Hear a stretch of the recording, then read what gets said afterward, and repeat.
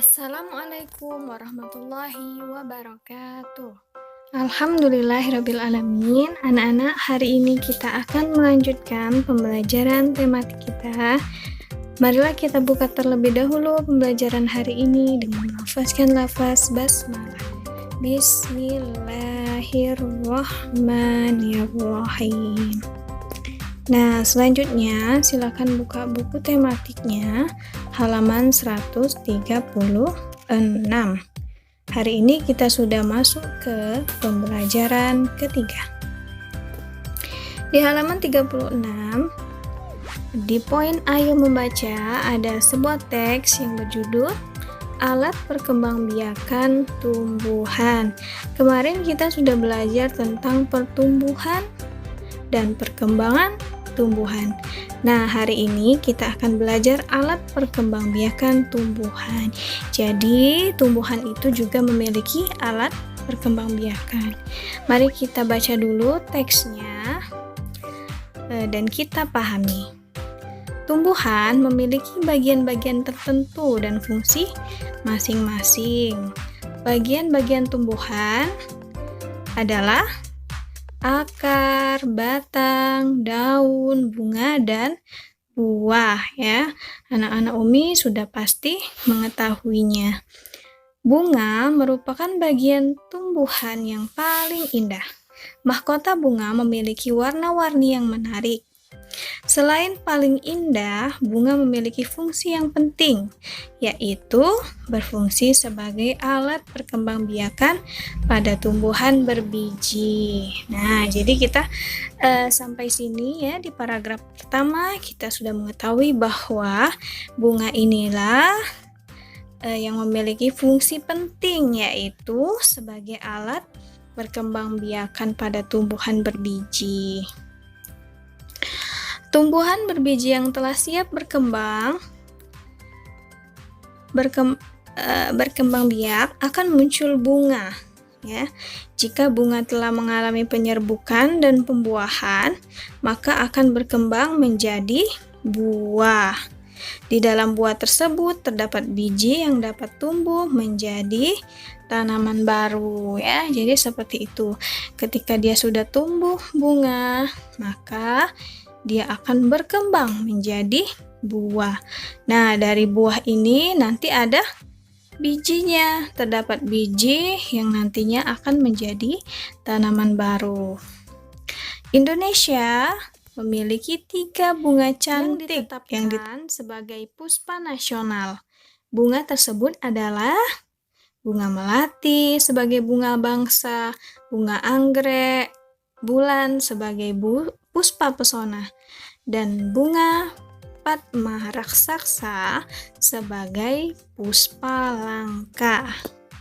Nah, coba lihat di halaman sebelahnya untuk mengetahui bagaimana gambar dari bunga-bunga tersebut ya. Nah, ini dia anak-anak ya bunganya.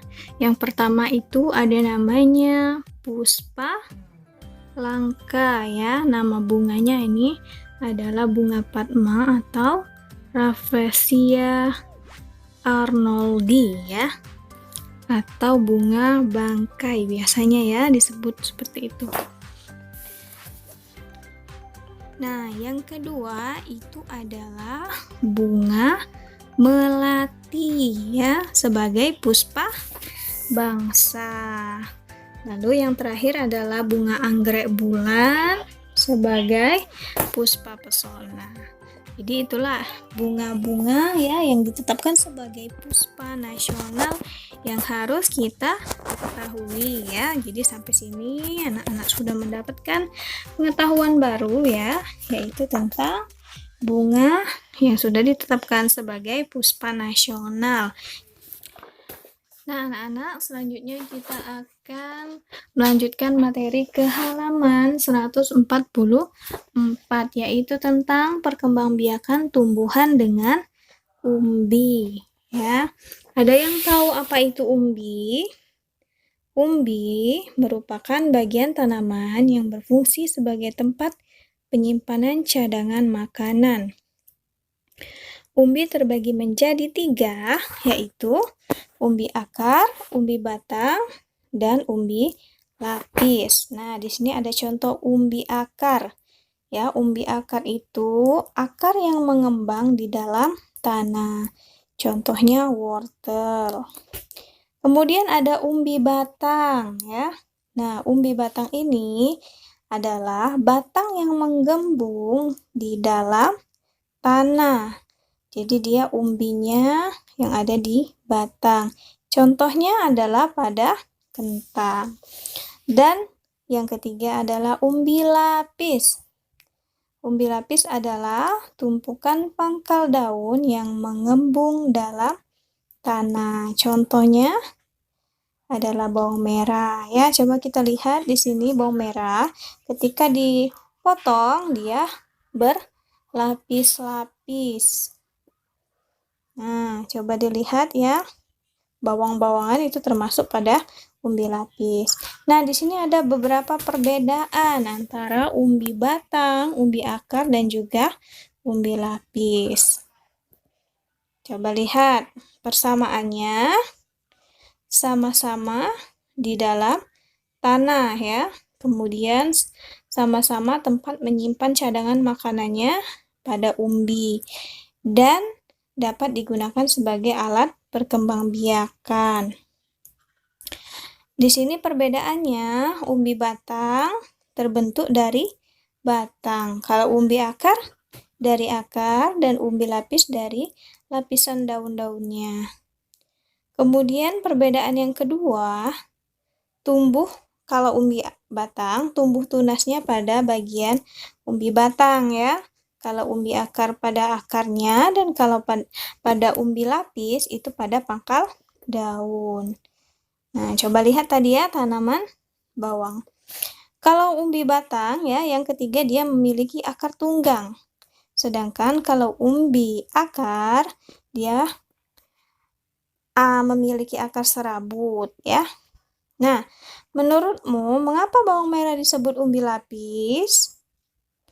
Ya, karena bawang merah memiliki umbi yang terbentuk dari tumpukan pangkal daun yang tersusun rapi dan berlapis-lapis ya. Coba kita lihat. Nah, seperti ini gambarnya ya. Pernahkah kamu melihat tahapan perkembangan bawang merah? Nah, bawang merah berkembang biak dengan cara kawin dan tanpa kawin. Dalam proses perkembangbiakan kawin, penyerbukan bawang dibantu oleh lebah dan serangga lainnya sebelum menjadi benih, yang siap tumbuh sebagai individu baru. Bawang juga berkembang biak dengan cara tidak kawin, yaitu dengan umbi lapis. Baiklah anak-anak Umi ya, jadi itulah materi kita hari ini, yaitu yang pertama alat perkembangbiakan tumbuhan.